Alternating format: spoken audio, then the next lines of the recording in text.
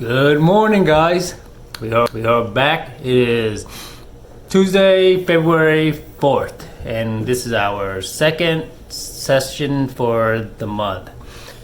We played our first session yesterday, played a quick one, 5 hours and won 11:45, and it was just a slow Monday, and we just wanted to ease into the week after a demoralizing weekend. So it was a good way to start the week.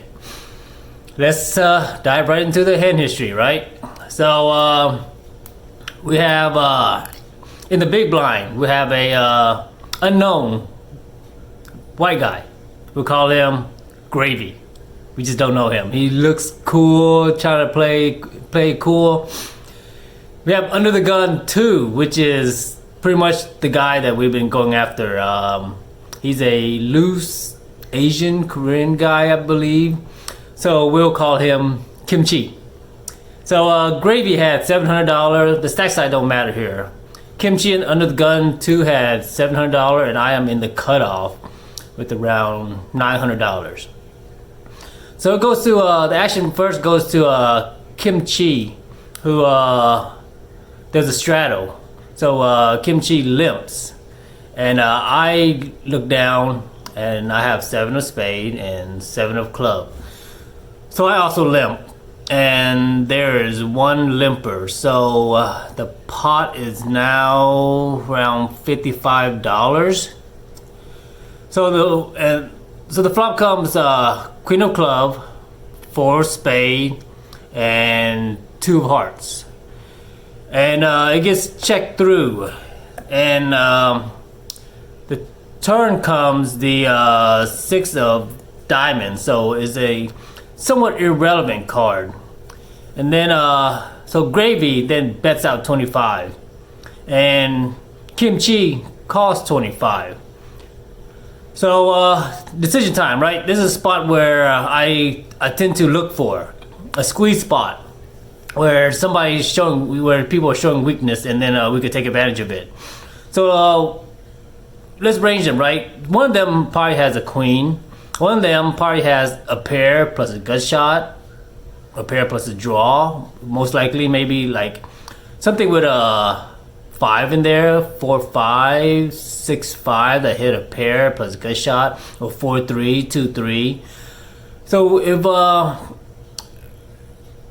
the fact that Kimchi he's more the type that plays straightforward. If he has a hand, he's betting it. So when he checks the flop, we don't put him on a queen anymore. So of the 2 player here that bets, we most likely put Gravy on the queen, and then Kimchi on the draw, the weak draw though. So any draw pair plus player, I have 7s or head. So what I did was instead of making the standard call, because I'm using my position, which is not a bad play, because then you could evaluate where you're at. But I went ahead and raised. I went to 115.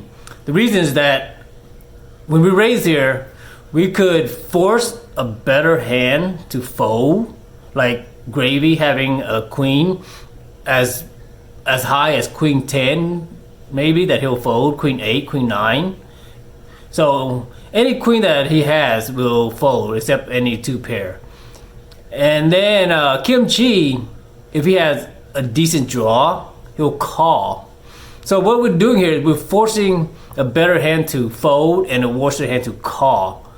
And that is a spot you want to be in, because the reason that Gravy's bet looked weak was because he bet, if he had any kind of 2 pair here on this board where the turn brought a lot of straights, then he would have bet on the larger side.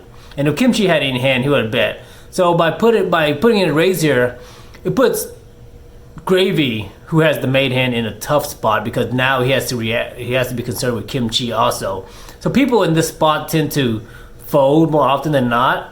And then we have Kimchi left, and if with the range that we put him on, we don't want him calling.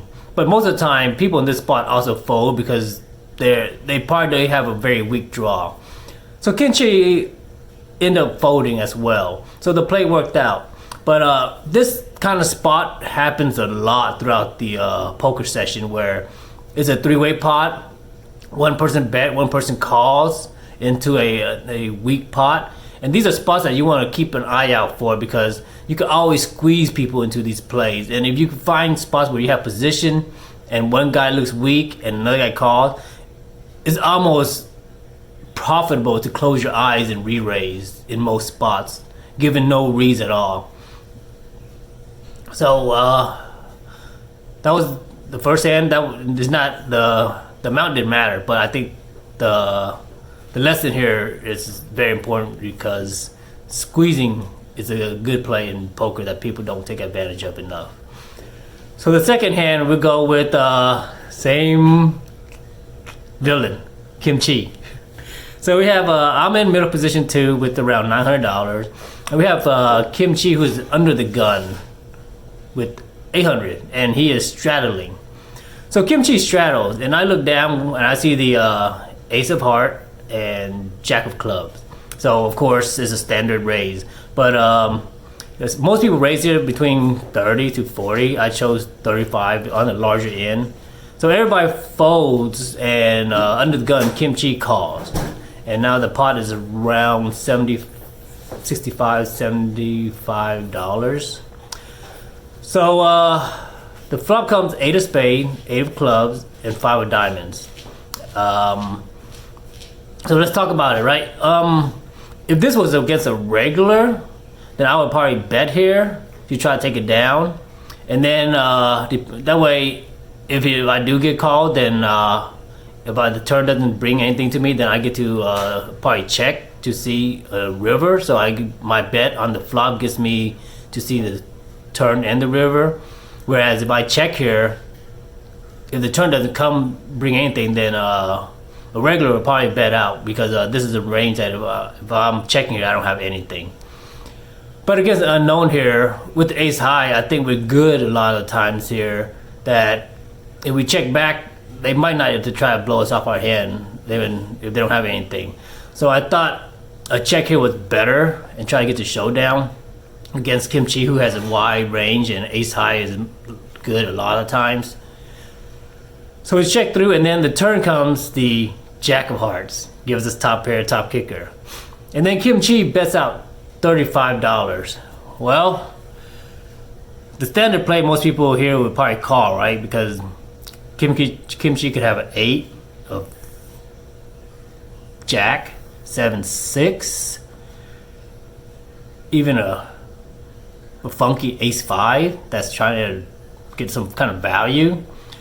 So, but instead here, I usually do this play a lot, where I raised to 145, because yeah, he could have an 8 and we're value betting ourselves, because there's so many there's a few draws here, as well as a lot of weak made jacks, and this is the type of player that will probably call if he has a jack.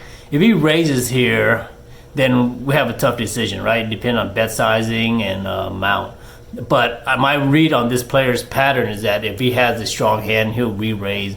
If he has a weak hand, he'll call. So we can almost confidently fold if we get re-raised.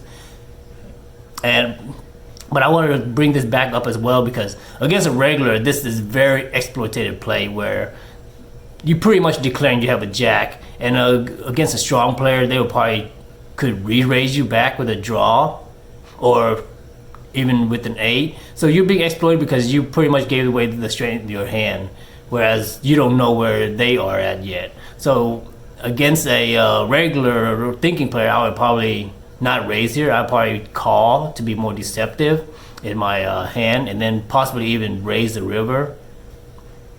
But against Kimchi here, we raised to 145, and then he calls, which we kind of expected.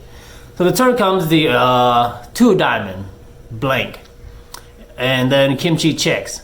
So at this point we have to think, are we value betting here, or are we checking back? Because if we value bet here, there's not that many hands strong enough to call, but there are some weak 8s that we can end up value betting ourselves against, and then there's a slight chance that Kimchi could re-raise to a bluff, but I really doubt it. If any re-raise, I'm pretty much confidently folding. So I went to 125 and Kimchi tanks, and he calls, and then we show our hand and he mucks. So we don't know what he had, but my guess is that if I had to range him, anywhere between Jack 8 and Jack 10, maybe even Jack Queen. I don't know, he could have Jack King as well, but the fact that he called tells us he had Jack.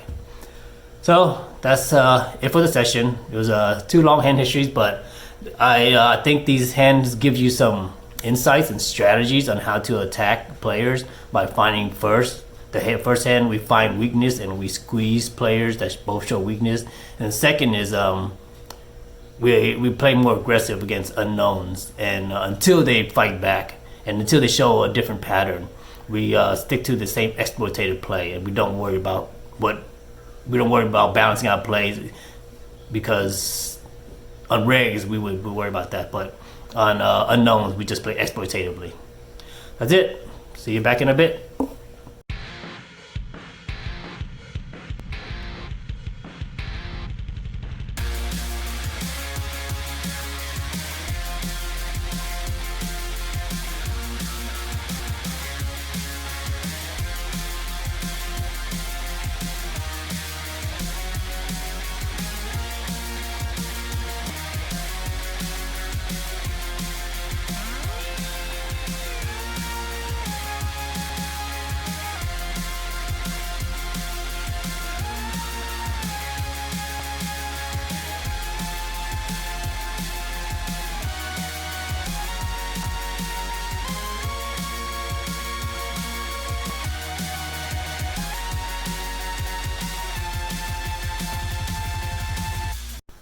What's up, guys? So we are back for the reflection and contemplation segment.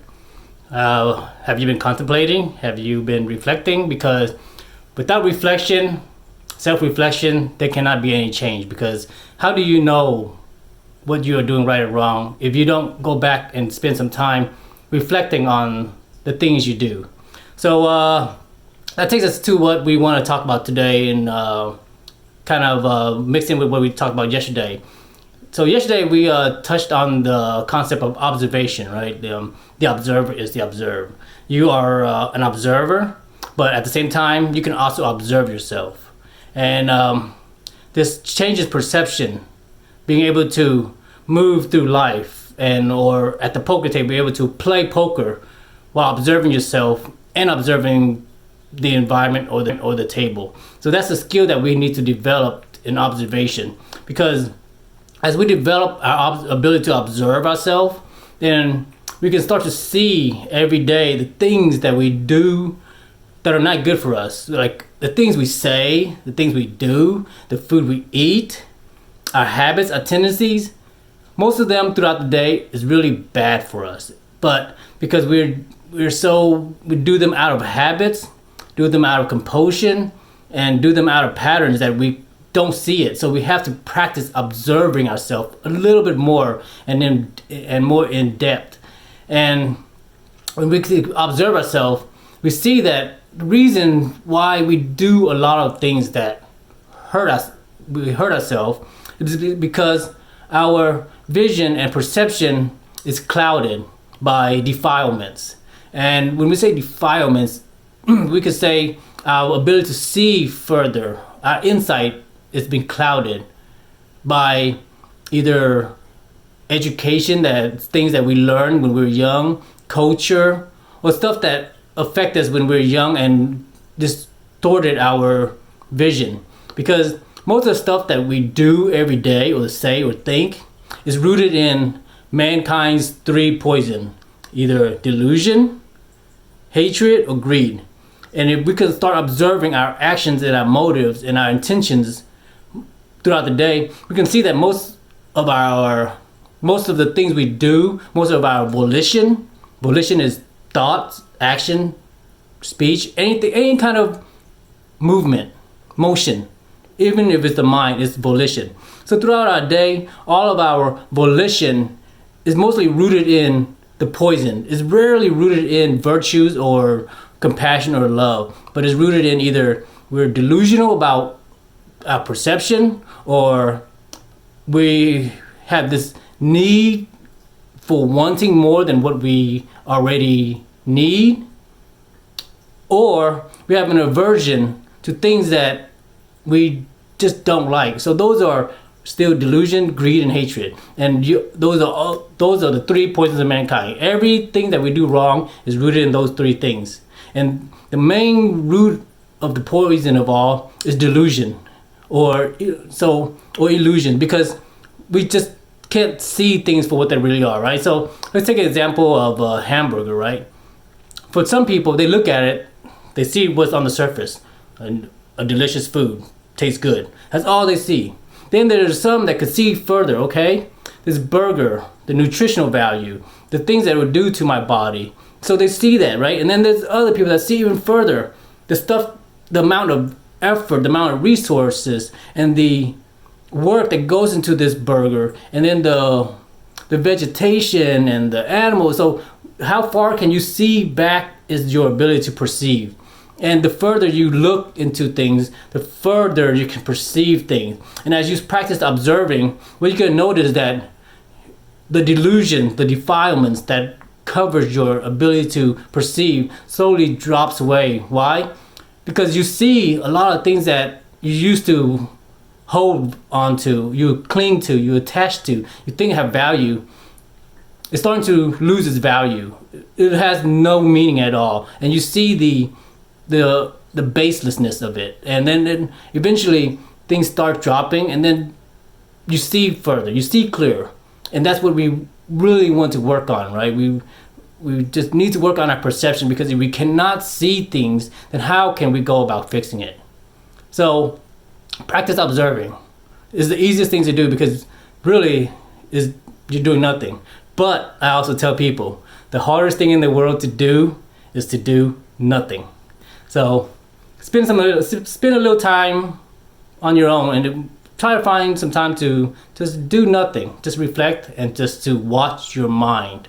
And that's it. If you can't do it at the poker table, I'm not sure where else you can do it. So it's time for some more mental training, and I'll see you guys back tomorrow.